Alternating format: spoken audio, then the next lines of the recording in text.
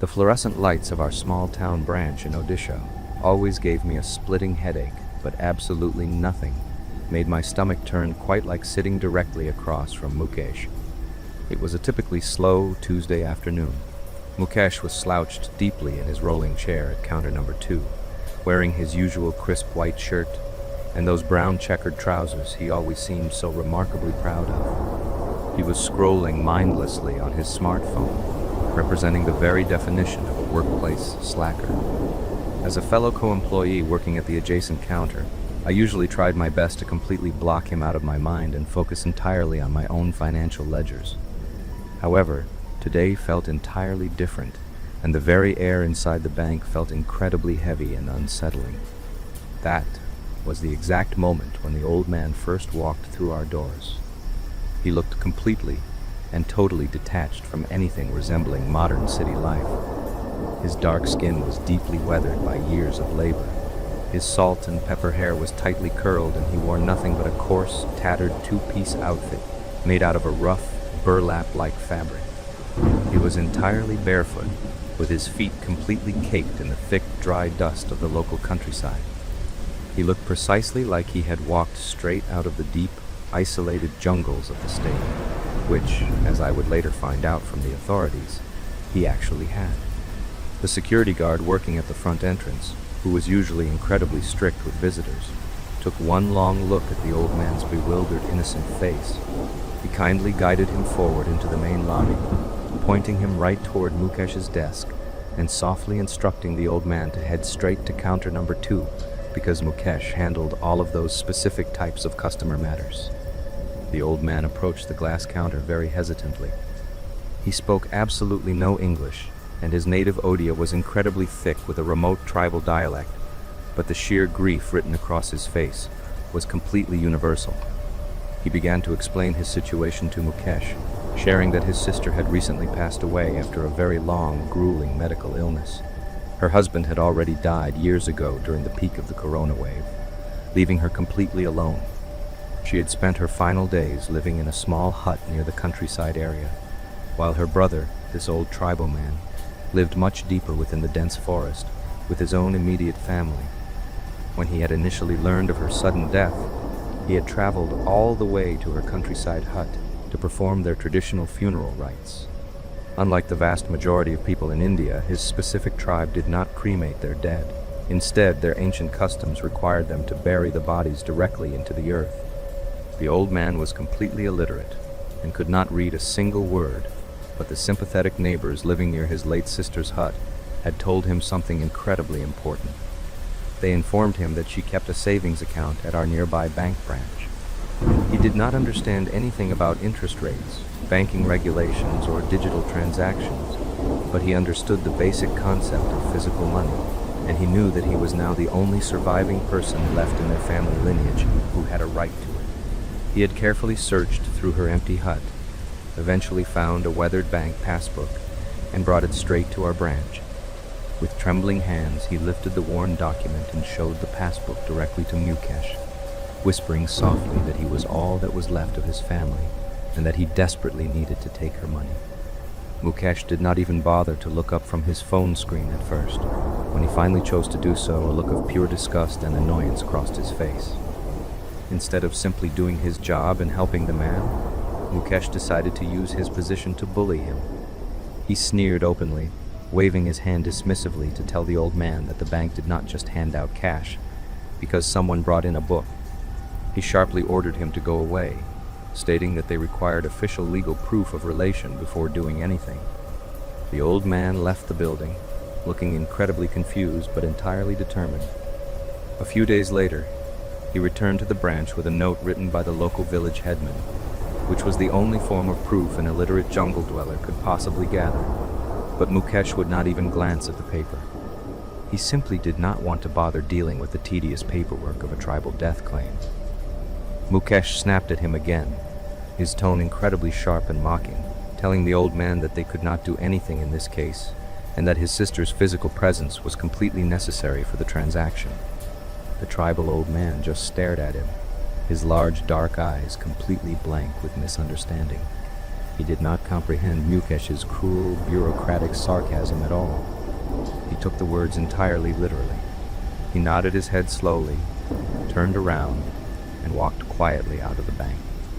Right after the staff lunchtime, around 2:45 p.m., a sudden, horrific odor hit the lobby first. Before the security guard could even react to the smell, the heavy glass entrance doors swung wide open. My breath caught completely in my throat.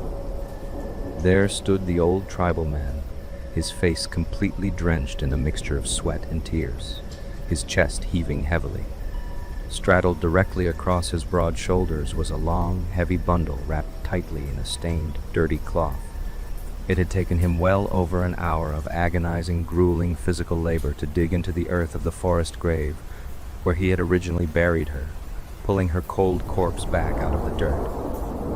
He had then carried her body on his back for miles under the scorching afternoon sun, just to bring her to us.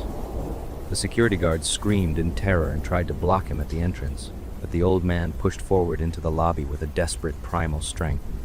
He locked his eyes onto counter number 2 and yelled out with pure agony, crying out to Mukesh that he had finally brought his sister, and that they must now give him the money. The entire bank staff froze in absolute paralyzing shock. The lobby went deathly quiet, save for the old man's heavy, ragged breathing on the floor. My hands shook so violently that I could barely function at my desk. I grabbed the landline phone and dialed the police, my voice trembling uncontrollably as I reported the situation. As we waited for the sirens to arrive, I looked across the room.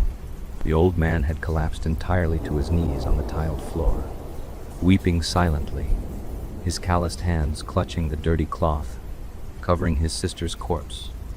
Then I looked over at Mukesh.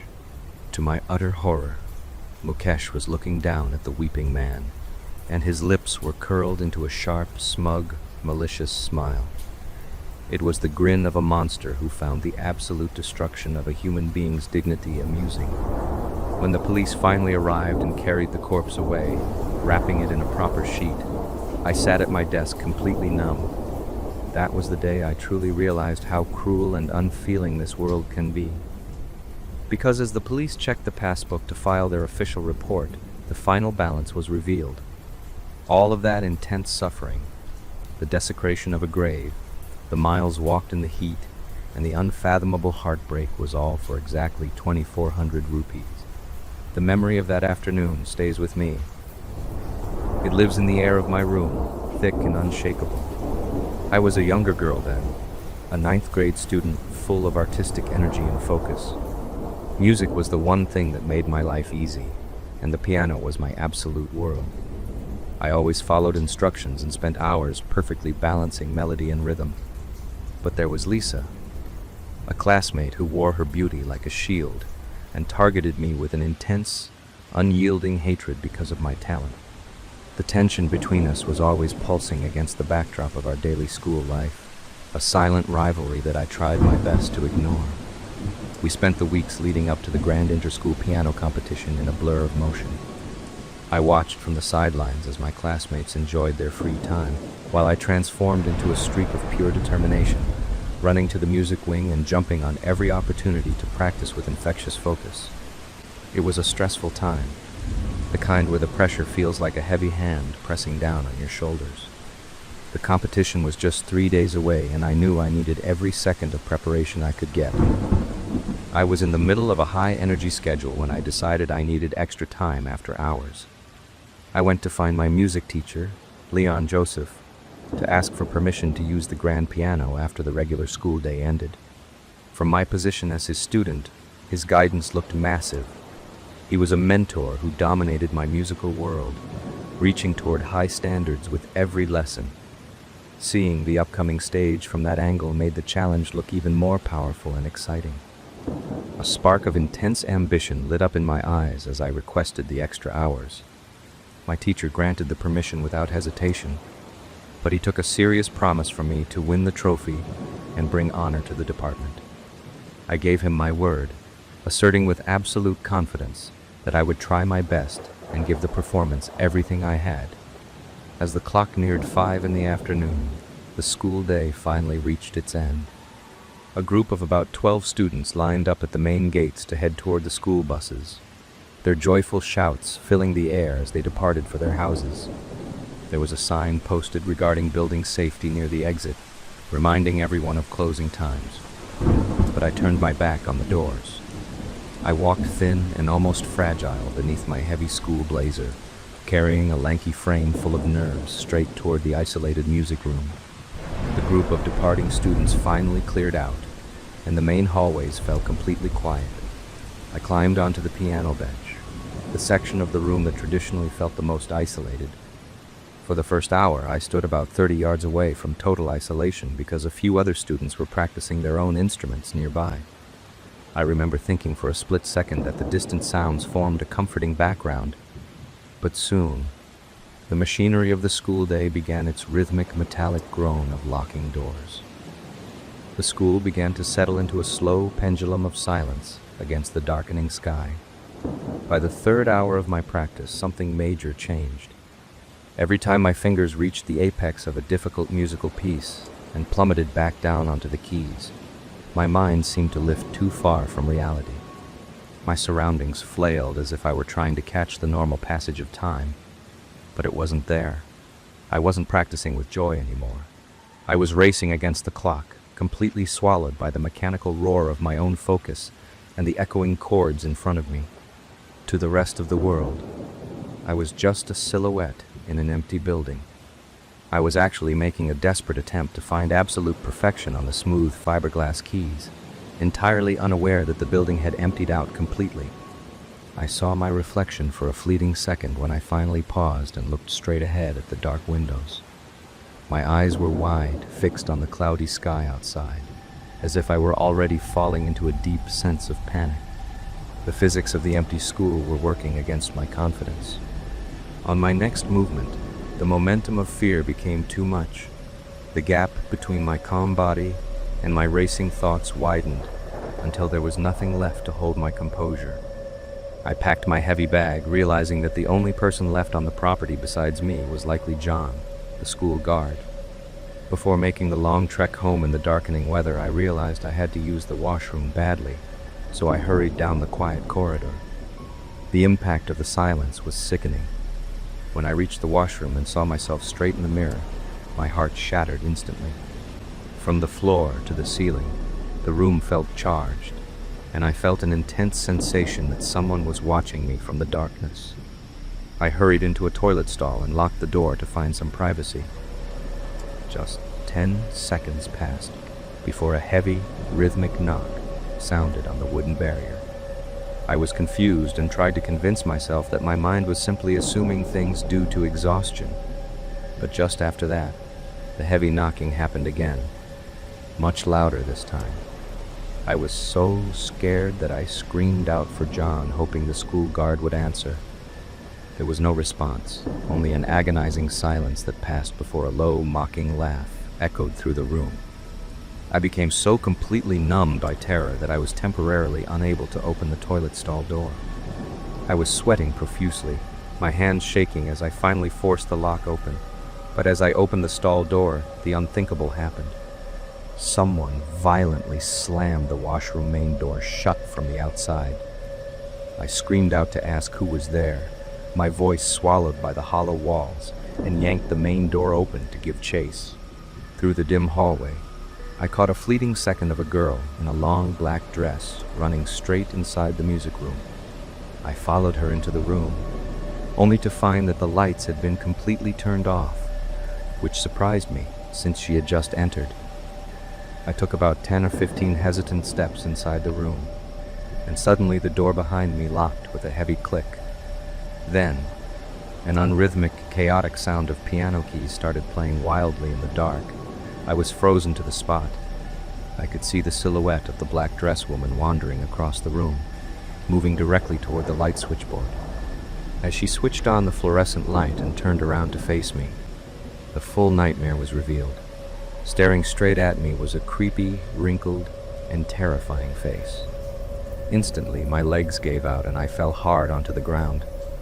From that position on the floor, I watched as the figure reached up and removed the creepy mask, revealing that the black dress woman was actually Lisa, I was still entirely frozen, my mind unable to process the cruelty of the trick.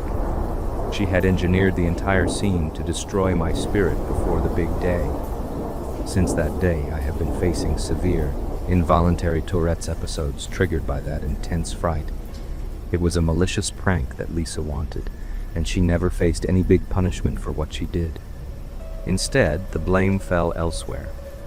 The school principal was furious about the entire incident and fiercely scolded Joseph Sir for his lack of supervision, telling him directly that he had no right to leave me unattended and should have been present in the music wing that evening. But the scolding did not change my reality. I look down at my hands now, which are stained with the memory of that failure. My breathing is shallow as I realize my musical dream is dead. Staring at the empty space where my confidence used to be, I think bitterly about how I never won the competition for my teacher. This happened on Halloween of 2019.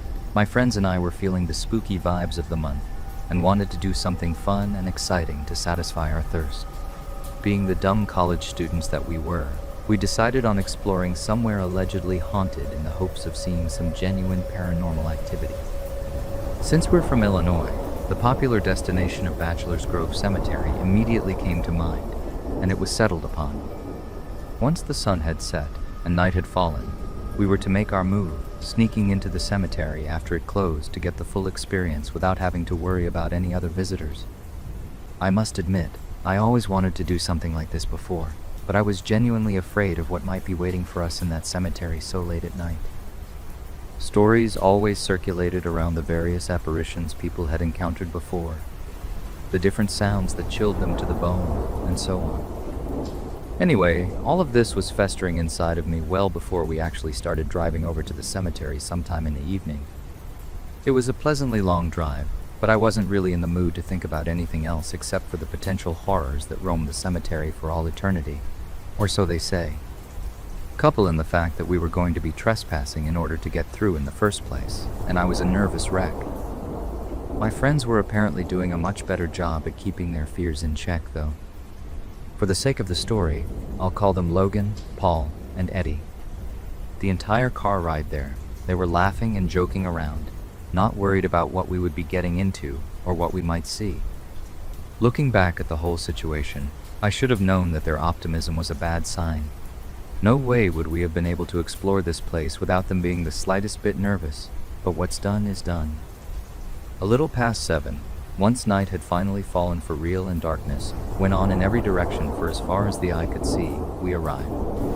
Parking in the main parking lot was out of the question, because we did some looking into it and found that in previous years, local law enforcement liked to wait there and catch any would-be explorers before they could even get inside. So we had a backup plan.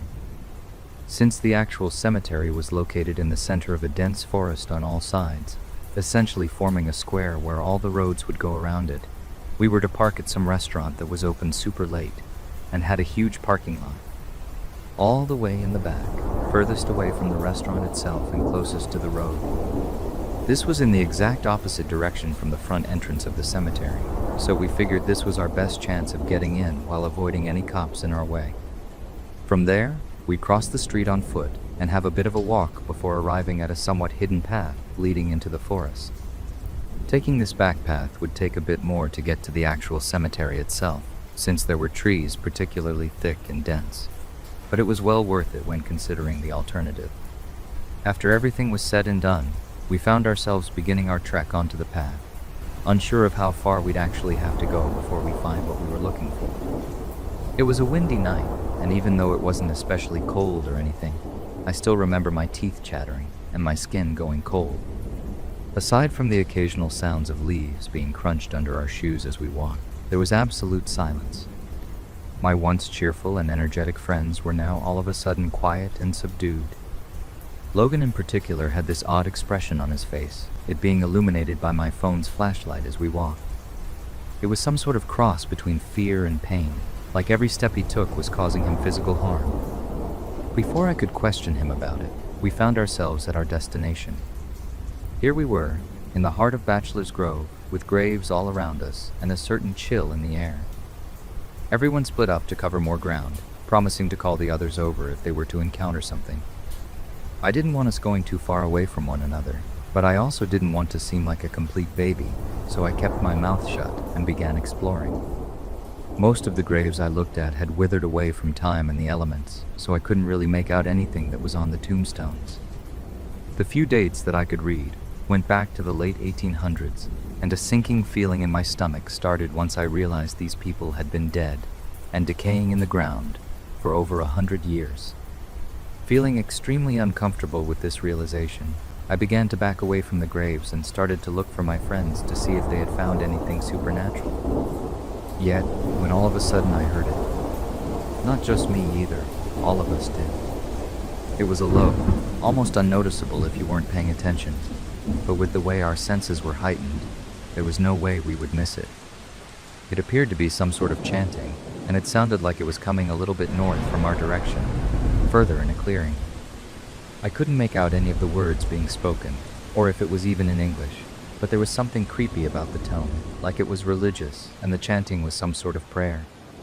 The voice that was doing the chanting was deep and gravelly, belonging to some man that we couldn't see. The four of us shone our lights on each other to see our expressions, and at that moment, we knew what we were going to do. Despite every fiber in my being telling me not to go any further and see what the source of this chanting was, my curiosity got the better of me, and I couldn't resist. Eddie quickly whispered a warning for us to turn our flashlights completely off, while he simultaneously dimmed his own phone light just enough to prevent us from attracting too much unwanted attention, yet still leaving it bright enough so that we would all be able to see where we were stepping. The next few moments we spent creeping towards the noise. The more and more I started to lose it. My breathing was uncontrollable, and it felt like my heart was beating 1,000,000 miles an hour. I was so afraid of what we would find, and yet I still had to know. Finally, after what seemed like an eternity, we had entered the clearing and were a mere few steps away from this chanting. Eddie shone his light in the direction ahead of us, and for just a brief moment, we saw a cloaked figure bent over something in the grass, still chanting in that unrecognizable language. The thing in the grass looked like some sort of circle with a mark in the center, and I swear to God I wish I could tell you I'm lying about this, but when I realized what the symbol was, I felt like throwing up. There was no mistake, it was a pentagram, made of some strange material. For the moment that Eddie had illuminated the sight in front of us, I had been able to get a glimpse of the pentagram's material being bright red, and I shouldn't have to say any more about that. Once the light from Eddie's phone hit the back of the man's head, he immediately stopped chanting and stood up, still facing the direction of the pentagram. I can only describe the next few minutes as truly unadulterated terror. Before we knew it, he screamed a blood-curdling scream that rattled us to the core and turned around, beginning to sprint towards us. Everything happened so fast I couldn't even make out the man's facial features except for deep sunken eyes and an expression that radiated pure hatred. He really did want to bring us harm, and not wasting any time, we all fled the direction we came from and ran faster than I think any of us had ever run in our entire lives. I couldn't even scream while running. I was too petrified to make any noise. Maybe it was a miracle, but we somehow managed to retrace our steps all the way through the path we took to enter the cemetery and forest, and eventually came out the main road, which was devoid of any traffic for the time being. Afraid of what I would see if I looked back, I made a beeline for the car along with the others and hopped into the back seat, not wasting any time to lock the door and roll up the window. We peeled out of there in no time flat and didn't stop driving 20 over the speed limit until we were at least 10 minutes away. Honestly, I have no idea how far or how long that man chased us, but I do know this for sure. We weren't supposed to be there that night, and we must have been interrupting something important of his. I'll never know what it was, and honestly, I don't hope to ever find out. We never did talk about this experience again after that night, and we never went on another trip to somewhere abandoned or haunted ever again either. I think that fright we felt is enough to satisfy us for the rest of our lives, and I'm thankful beyond words that we all managed to get out together, alive. Right after I dropped out of high school and moved out of my parents' house, I needed work real bad. I would have done pretty much anything for rent money about that time in my life. So I was lucky, or unlucky depending on how a person looks at it, that the local cemetery needed employees. At first, the old-timers who had been working there for 20 or 30 years just wondered why someone so young would ever want to be a gravedigger. It was hard work, really bad on the lower back, but I soon adjusted, and it turned out to be something more akin to a free gym membership than an actual job. I mean it, I got swole pretty fast. And if I'm honest, it only ever felt like work if the weather was bad or we had an actual funeral on site. Otherwise, it was just nice to be able to spend time outdoors. So, the way our cemetery was set up was pretty simple. The majority of the grounds were just regular grave sites, all pretty much the same size and same price. But the northwest corner of the grounds was a private site that contained much larger plots.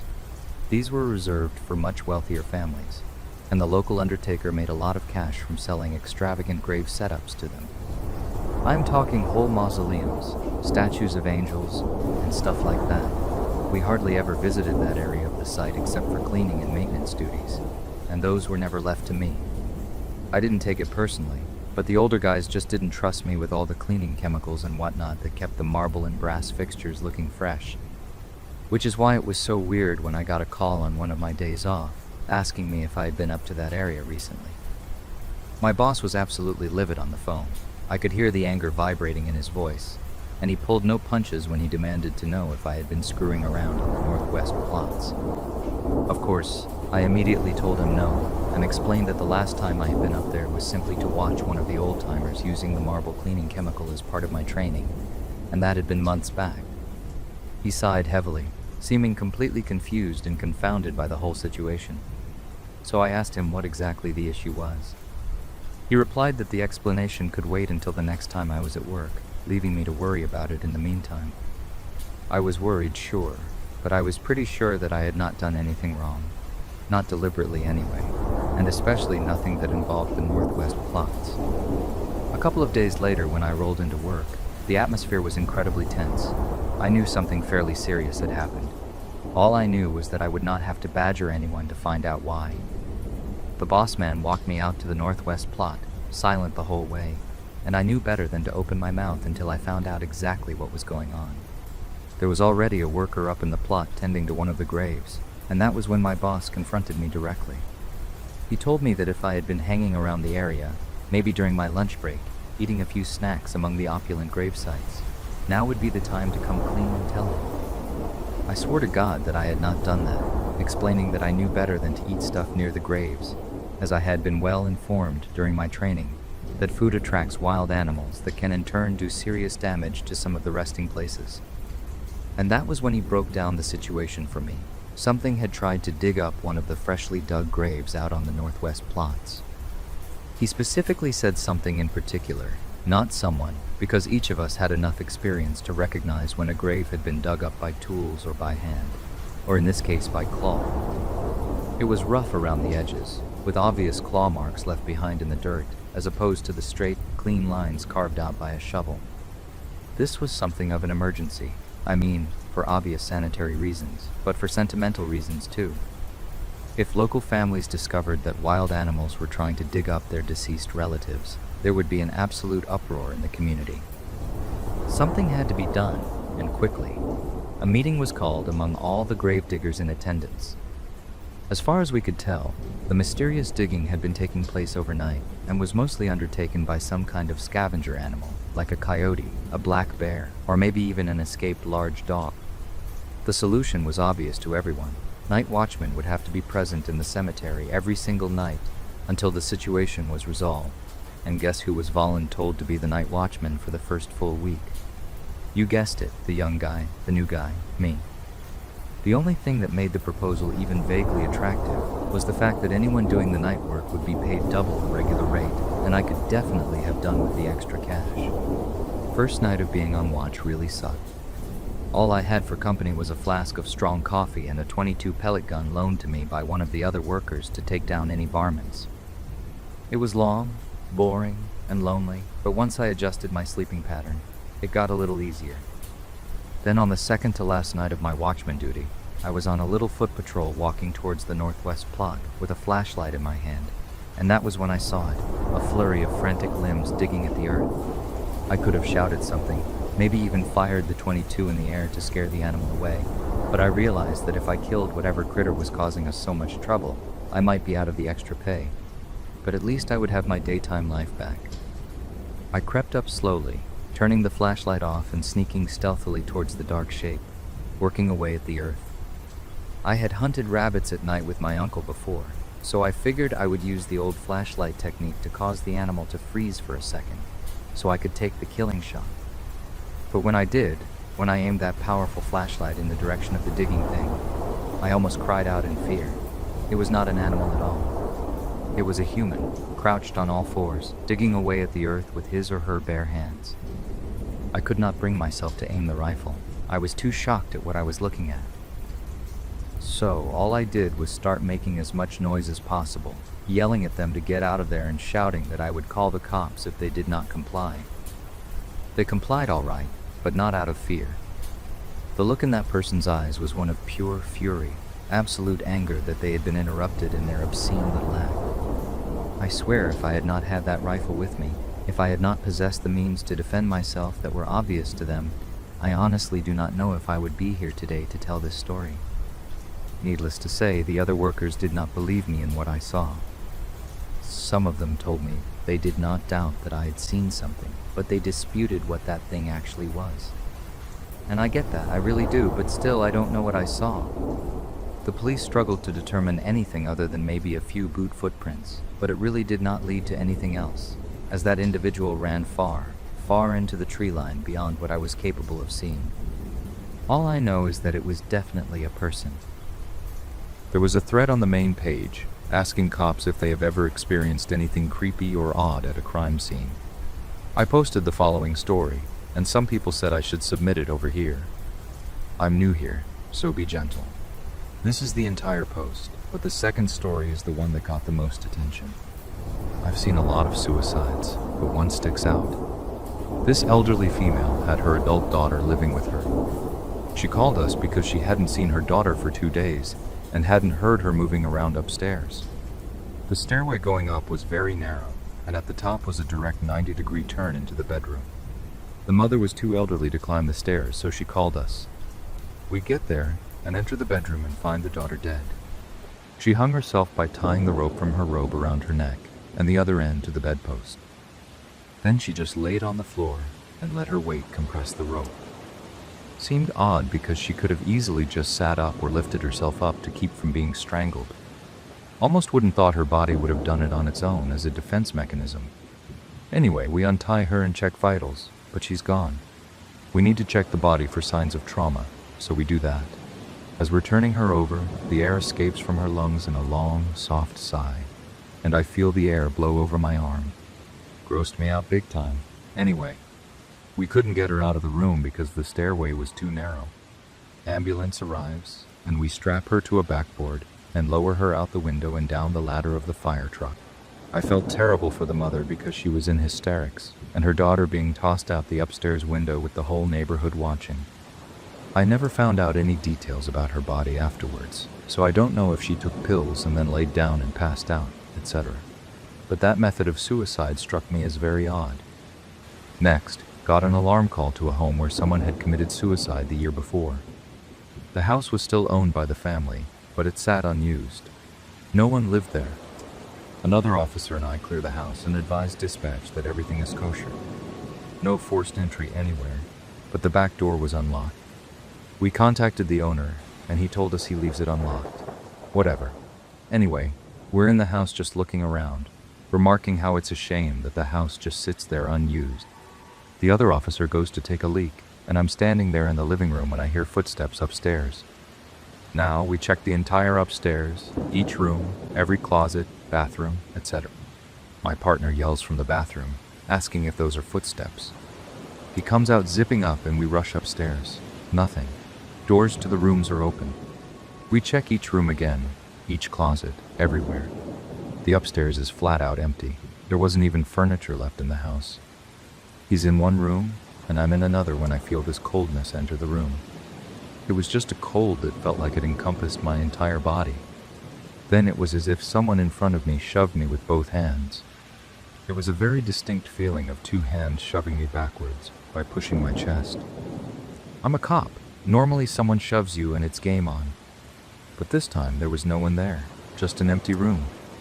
I must have sat there with a stupid look on my face for maybe a second or two, Then I left the room completely creeped out. I met my buddy in the hallway and he tells me I look weird. I explained to him exactly what had just happened, and he agrees that the place is incredibly creepy, suggesting that we leave immediately. It was daytime, and the house was fully lit, as there were no curtains or shades on any of the windows. Later, I told my supervisor about it, and he mentioned that he had responded to an alarm call there as well, and as soon as he went inside, he got that same creepy feeling where it feels like you're being watched. This story takes place in Santa Clarita, which is known as one of the safest towns in America. At the time these events happened, I was between 10 and 17 years old. I am 19 now. For some context, my family lived in a 2-story house. There were 2 bedrooms downstairs and 3 bedrooms upstairs. My family consisted of my mom, dad, older brother, older sister, 5 dogs, and me, the youngest child. One thing my family always believed was that my sister and I had what they called a third eye, because we seemed able to predict many things before they happened. This story, however, is only about the strange spirits we experienced in that house. Everything started shortly after we moved in. One night while taking a shower, I saw a little girl around 6 or 7 years old standing outside. She had long black hair and wore white pajamas. When I got out, she ran toward my sister's room and disappeared. That same night I saw her again in a dream. In the dream, she introduced herself as Alice and explained that she needed help from both me and my sister. According to her, there were 2 bad men she wanted us to get rid of. I agreed to help, but first she wanted my sister to be able to see her as well. Not long afterward, strange things started happening in my sister's room. Her stuffed animals would be moved around. My sister noticed the changes and wondered how they were happening. I told her about Alice and explained that Alice wanted to communicate with her. My sister was frightened by the idea, but later that night she also encountered Alice. After that experience, she agreed to help. Alice made one final request. She wanted us to keep everything secret. According to her, if we told anyone else, they would also become aware of her and the 2 men.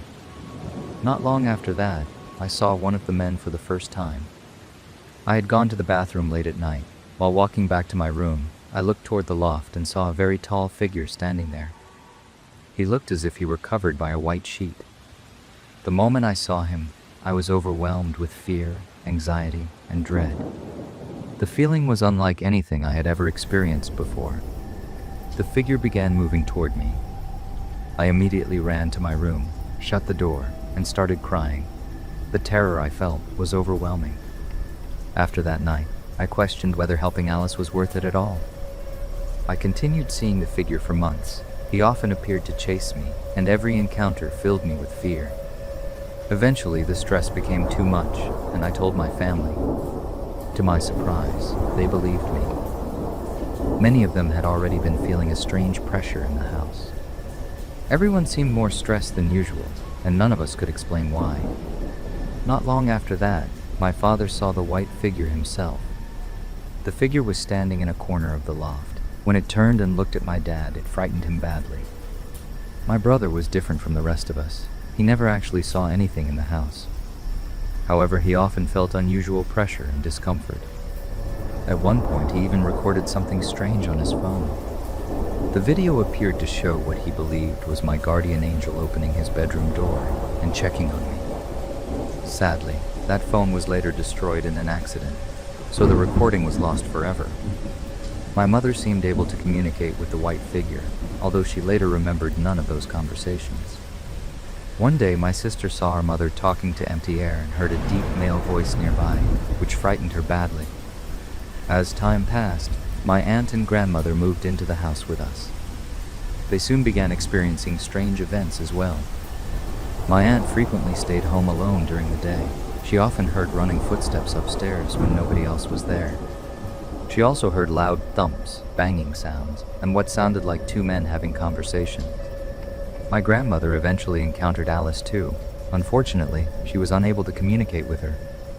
One of the strangest experiences happened to my aunt very early one morning. She usually woke up around 4 o'clock to get ready for work. While walking upstairs to use the bathroom, she suddenly collided with something so hard that she nearly fell down. The strange part was that nobody was there, She had not heard anyone approaching, and after the impact, there was no sound of another person moving away. At that point, even the animals in the house seemed affected. All 5 of our dogs regularly stared toward the loft, growling and barking. One day, my poodle came back from upstairs with a badly injured paw that required a cast. Even my friends had experiences in that house. To this day, they still say that spending a night in our loft was one of the scariest experiences of their lives. There were 4 of them. They visited shortly after the strange activity began. I let them sleep in the loft. The next morning, all of them described seeing the same tall, white-sheeted man throughout the night. They said he constantly harassed and frightened them.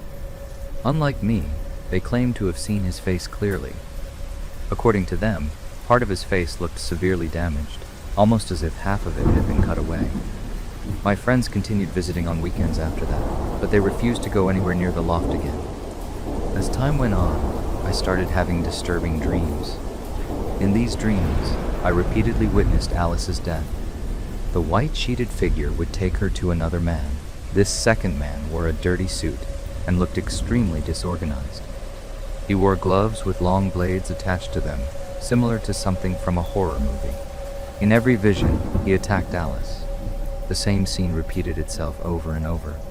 Eventually, I saw this second man while awake. To reach the shower, I had to cross the loft area. One day, I saw him there.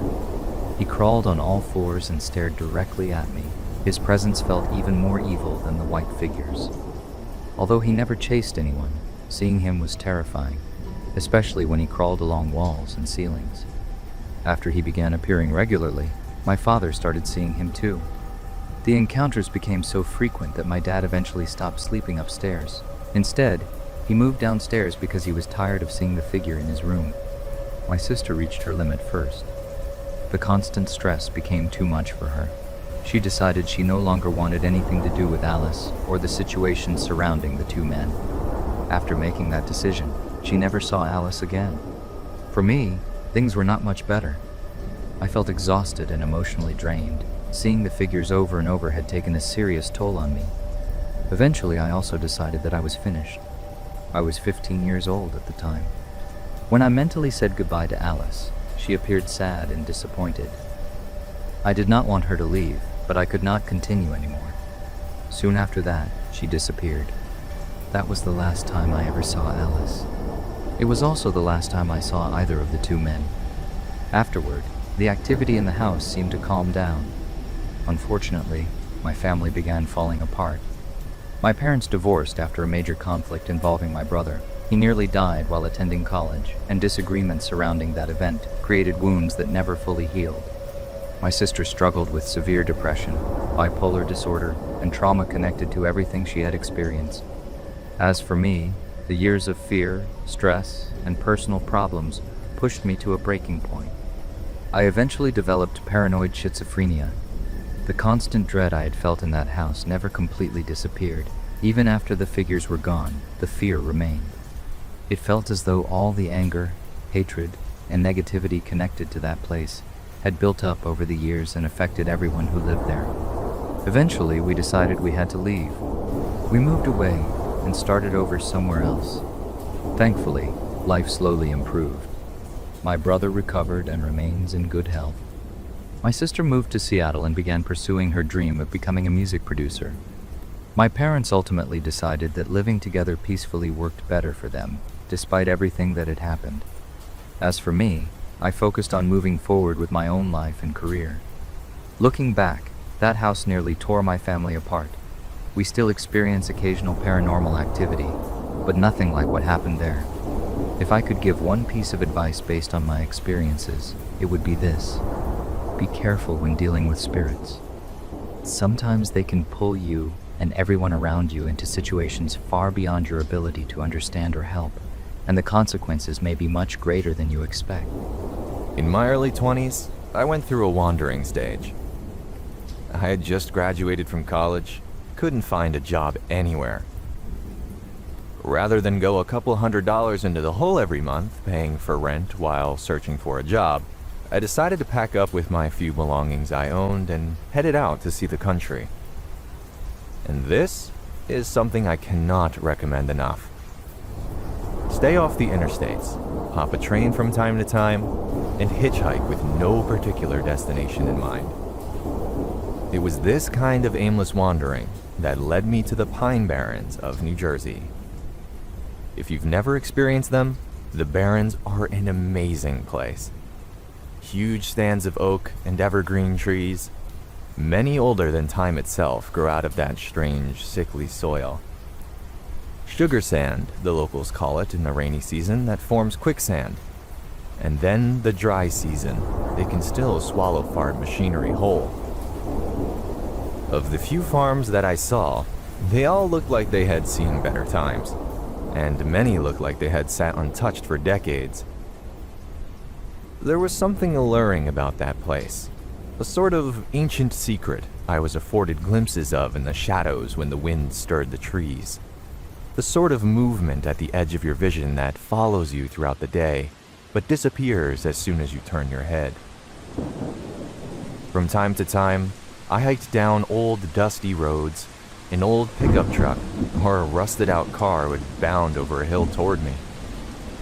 Most times, the driver would eye me suspiciously and speed up as they approached. Occasionally, the driver would stop to talk to me for a few minutes. "What are you doing out here?" one old toothless man clad in overalls asked me wandering around.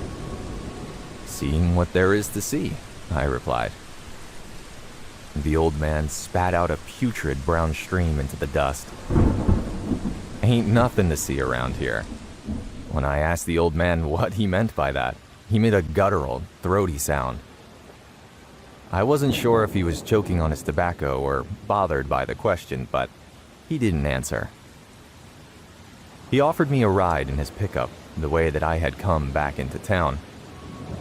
But when I declined, he spat out into the dirt again and sped off, shaking his head. My eventual plan was to make it to Delaware sometime that summer and meet up with some extended family there, but I was in no hurry. In truth, I had been in heaven these last few weeks, taking my time heading south and exploring anything that caught my eye.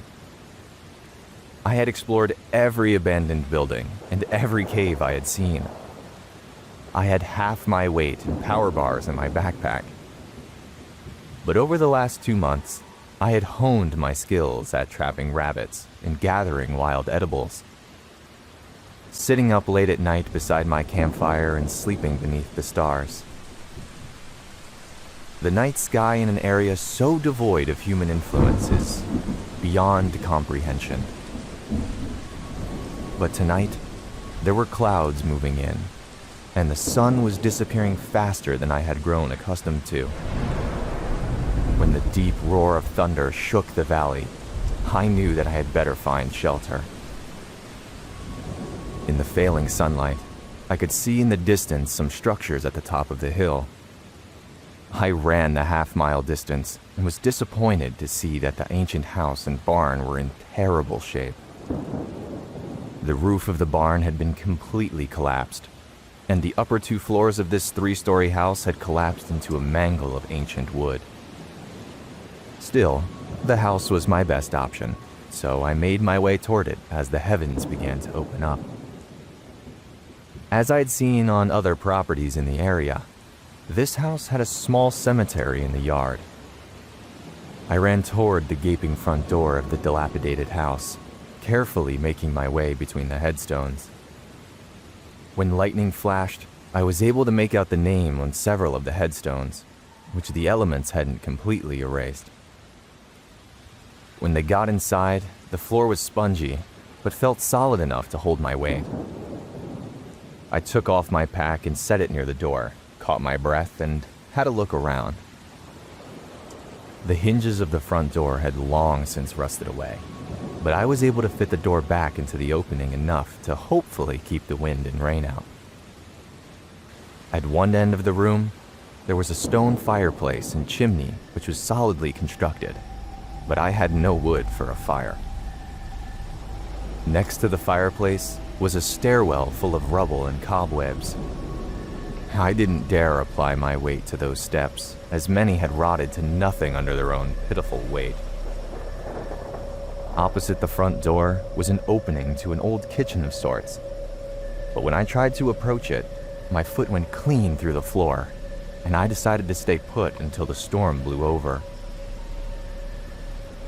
The remains of the upper floor did an adequate job of keeping the ground floor dry, and I was able to arrange my sleeping bag so that very little water draining from the upper floors managed to land on it. I got out my harmonica and played for a few minutes, then stopped, apprehensive. I didn't know what I was afraid of, but something had chilled me to my core. Outside, the storm had continued to build in intensity. My eyes were focused on that stairwell, seeing nothing in darkness, and flash blinded when lightning struck. I must have fallen asleep at some point because suddenly I came to with a searing pain in my neck from leaning my head against the wall for so long. Outside, the storm continued to pound down its fury upon Earth. As I sat there, rubbing my neck, and began to chuckle to myself for getting wrapped up in the superstition of the area when I heard it.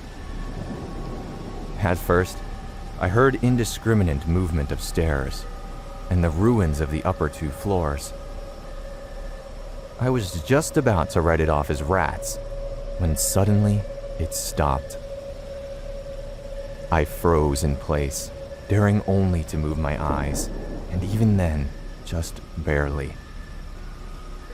After 30 seconds of paralytic fear, I smiled at myself again and was just about to settle into my sleeping bag when I looked toward the stairs.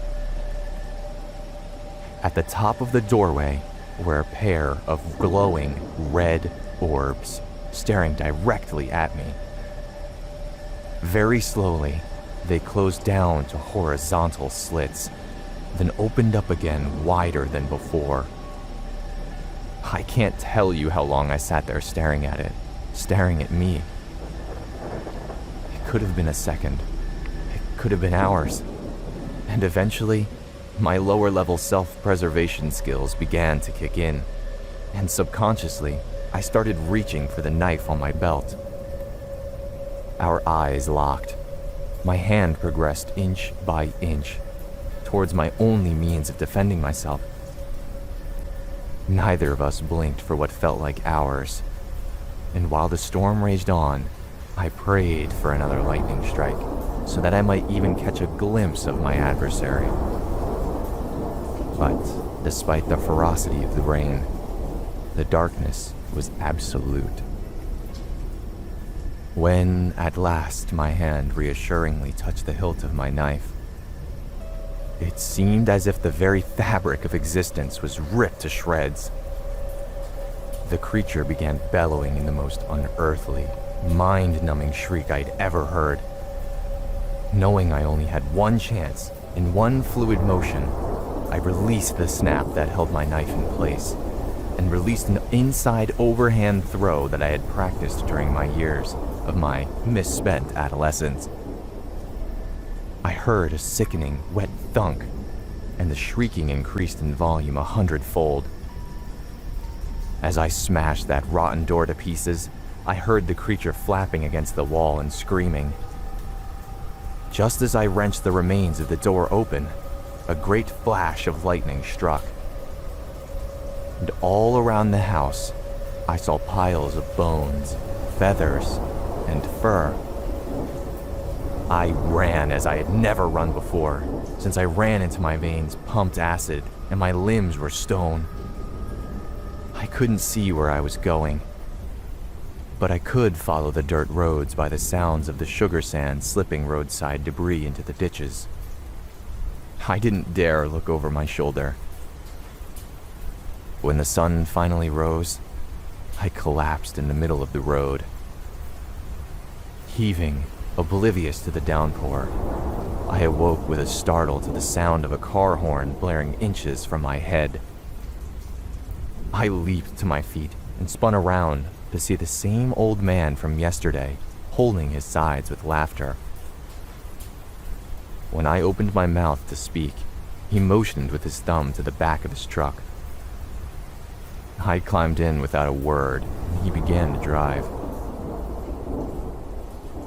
The events of the previous night had began to replay themselves in my head. What had just happened?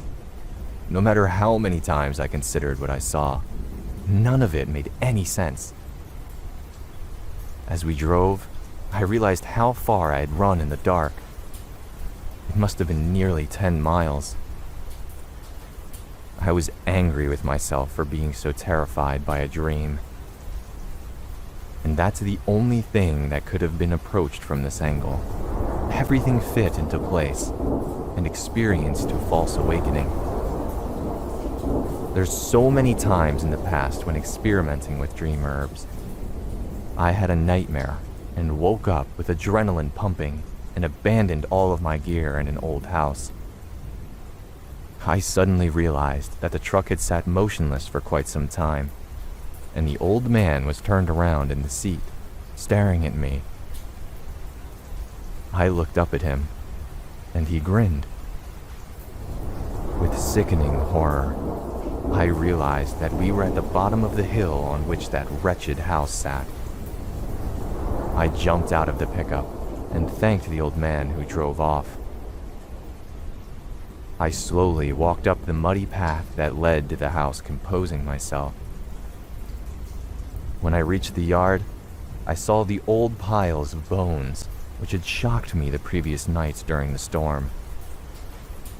Of course, there were coyotes and foxes in the area, and I had hunted a couple wild turkeys. The critters probably had their dens around here, and they had been using the house as a windbreak. Inside the house, everything appeared as I had left it. My sleeping bag, my pack, and my harmonica was sitting on the floor, and I could see my knife sticking out of the wall across the room. I packed everything up and put on my backpack, then walked over to the stairs and pulled my knife out of the wall. I was about to return it to the sheath on my belt when I looked at the blade and noticed the dried-on blood and that clump of oily black hair stuck to it. This all happened last night, and I have to tell someone. This all takes place last night at my parents' house in Wyoming. It was probably around midnight, and I woke up from a deep sleep. My mom was visiting my grandmother for the week due to the virus, and my dad had gone out earlier that night. Anyway, it was late at night, and I started hearing noises coming from the hallway. It wasn't regular noises like the house settling. It was rhythmic, like knocking on a door. But instead of a knock, it was a loud, soft creaking. I tried to ignore it, but eventually I started to hear haunting voices calling out my name, repeatedly whispering for Chris. It was getting louder. I've always been very spiritual, and my grandmother says I have the gift. I remember being scared, but I was always very brave for my age. So, I went into the hallway, and the noises did not go away like in the movies. Instead, I could hear them more clearly. There was a faint slapping, as if someone was beating someone, and this loud creaking. I started hearing cries of pain in the night, and that's when I knew that this was an evil spirit. So I grabbed the Holy Bible and started to pray to God in the hallway. The spirits didn't like this, and the noises became louder. They started cursing and shouting harder, and I could hear the beating getting harder, so I knew the ghosts were angry. I've always been smart for my age, and remembered what I had learned on a documentary about ghosts. The thing is that they don't like water. That's why you never hear about hauntings on rainy days. You hear about haunted houses, haunted castles, haunted cars, but never a haunted waterfall. Coincidence? No, ghosts hate water. Anyway, I went downstairs and filled a pink beach pail for sandcastles with water. I bravely went up the stairs, and the noises were going crazy. It was like the whole house was practically shaking. I knew it was coming from my parents' room, so I kicked open the door. The lights were off, but I could see all this movement, so I shouted the first thing that came to my mind. I yelled as loud as I could, declaring glory to God in the highest and peace to his people on earth, and threw the water at the ghosts. They were extremely angry. I then ran downstairs and could hear one of the ghosts bolting after me. I hid outside and slept in a tent for the night. The next day, When I came inside, I told my dad about it. He got very quiet and started telling me about how he was hoping I would be a little older before he had to confirm the truth about the ghosts to me. He explained that the ghosts had been haunting our family for generations. Furthermore, he stated that he knew I was special and would eventually start hearing them. He claimed that he wasn't home at all that night and didn't come home until the morning. When I inquired if he knew I wasn't inside the house, he admitted that he had noticed my absence, but he figured I was very mature for my age, so I'd be okay. He firmly told me ghosts are real and have been haunting the house, and emphasized that if that ever happens again, I should just hide under my bed and not come out no matter what. He warned me that the ghosts might hurt me if I go in there and throw water at them again. He promised he would come in and tell me when the ghosts are finally gone. Finally, he strictly instructed me not to tell my mom when she came home, because he didn't want to worry her about them. I finally feel accepted by my dad for being mature enough to be entrusted with this secret, and I hope I can protect my mom from them. Following a difficult period marked by the loss of my father in Charleston and the end of a relationship, I decided to relocate to Charlotte. I sought a fresh start entirely on my own, desiring the active energy of city life. I found a pleasant apartment featuring a cozy fireplace. The entire place felt welcoming during the initial tour and throughout the moving process. However, that early comfort faded after the first few weeks, replaced by an increasingly unsettling atmosphere. I began experiencing strange sensations during routine moments, such as leaving the shower, changing clothes, or waking up in the middle of the night for a drink of water or to use the restroom. It constantly felt as though I had uninvited guests staying in my main living space. One particular night, I woke up with the distinct impression that someone was asleep on my couch. The feeling was so convincing that I made sure to put on a shirt and pants before entering the room, entirely unwilling to startle my perceived guest by appearing unclothed. As time progressed, I grew increasingly self-conscious within my own home.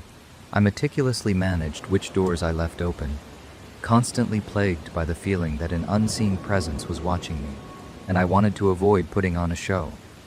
The situation gradually intensified. Occasionally, while showering, the distinct sounds of someone else preparing for the day would drift in from the bathroom. The presence consistently carried the energy of a female getting ready in the adjacent room. Soon after, the dreams began, recurring on an almost weekly basis. In these dreams, I engaged in discussions with this entity, firmly explaining that it needed to vacate the premises. Under normal circumstances, I am an incredibly heavy sleeper who can rest through almost anything. Consequently, it was deeply alarming when, immediately following these dreams, I would bolt wide awake. The sensation that someone was standing in the room or lingering directly in the doorway was overwhelming. The experience closely mirrored the awkwardness of having a roommate hanging around your bedroom door. After a few minutes, the intense feeling would gradually subside, suggesting the presence had departed, and I would finally return to sleep. These dreams persisted, eventually escalating into full-blown shouting matches where I loudly demanded that the entity leave my home. About 3 weeks ago, the activity escalated significantly. In the period between the initial dreams and this escalation, several more instances occurred where the feeling of companionship in the apartment drove me to purchase a bathrobe for coverage. One night, the entity and I had another conversation within a dream. Although the interaction felt positive, she refused to reveal what she wanted. I suddenly snapped awake, instantly sensing someone positioned incredibly close to my bed. After spending a minute contemplating my options, I spoke aloud to the empty room, announcing my immediate departure. In response, a distinct sigh sounded right next to my ear. Terrified, I threw on my bathrobe, fled the apartment, and spent an hour driving around the city. I eventually decided that my best course of action was to completely ignore her presence and simply proceed with my life. 2 days later, I witnessed the entity firsthand. I was occupied with household chores, specifically cleaning and handling laundry. My laundry setup is a small closet located just off the kitchen.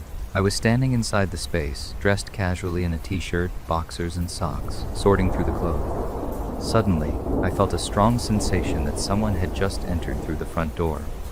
A millisecond later, I glanced across the kitchen and spotted a woman standing on the opposite side. The sight caused me to scream, and she vanished instantly. She was not dressed in historical attire such as Victorian clothing. Rather, She wore a blue and white shirt, reminiscent of the 80s, and jeans. I felt frustrated by my own panic, as the sudden fright prevented me from catching a clear glimpse of her face. Angered by the disruption, I began addressing her directly, telling her that I required sleep and that she needed to leave me alone. A few days later, I foolishly requested a sign from the presence. I own an antique bell, and upon returning home from picking up food, I watched it roll across the floor in front of me. The object could not have moved from its location without physical force. Since then, my sightings of her have increased in frequency. I have attempted to return to a strategy of complete ignorance, but it does not help. She has not exhibited any malicious behavior, she simply exists here. I remain stumped on how to handle this and just feel weirded out. An update on March 12, 2019, followed some exploration of the area. My complex is long and winding. I had never ventured to the other side because I don't need to go that way. Well, on the other side of the complex, within a tenth of a mile, were massive high-tension power lines. Huge power lines, and a substation below it. On that station is a cell tower. I know nothing about the paranormal, but could there be electromagnetic fields or something from there? Also, there's a small brook in the area. On that side of the complex is a standalone ER. From there, I can see almost directly into the ambulance bay. I found no major traumas in the area, but I spoke to maintenance about the unit, and it seems all the tenants leave after a year. We have a transient population moving here for work and school, so maybe just a lot of energy left in the place. They said no major complaints or sudden move-outs. I bought Sage on Amazon, and that is coming, so I'll let everyone know about that, and I am looking for a psychic or medium for a session, but have no idea how to vet someone. Any tips would be welcome. The apartment feels quiet today. I've been keeping music on low and some lights on, mainly the hallway light. Also, I only have one window and a huge slider, but I've kept the shades open on both to let some light in. It makes me feel good. Finally, I'd like to say thank you for everyone that's responded. I've never gone through something like this, so thank you for the helpful comments and the occasional joke to lighten the mood. This has been an unnerving ordeal so far, and being pointed in the right path is calming.